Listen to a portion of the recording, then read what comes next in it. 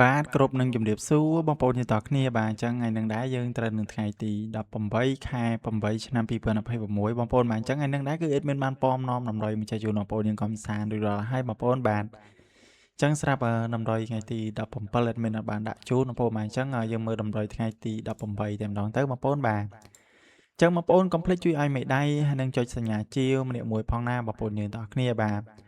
ចឹងស្រាប់លេខផ្សងសំណាងថ្ងៃហ្នឹងមកពុកមកថ្ងៃទី18ស្រាប់លេខយើងលេខ2លេខយើងមាន47 48 91 97យើងមានអូខ្ទង់40ក៏ដូចជាខ្ទង់9បងប្អូនហើយស្រាប់លេខធំយើងមាន702ហើយនិង093ចឹងបើសិនជាបងប្អូនយើងស្រឡាញ់អាចយកទៅផ្សងសំណាងស្រាប់ថ្ងៃទី18ថ្ងៃហ្នឹងបានណាបងប្អូនយើងទាំងគ្នាបាទចឹងតម្រុយមានតែប៉ុណ្្នឹងឯងបងប្អូនមកជូនពរឲ្យសំណាងល្អហេងទាំងគ្នាបងប្អូនដែលមិនទាន់បានចុចជាវ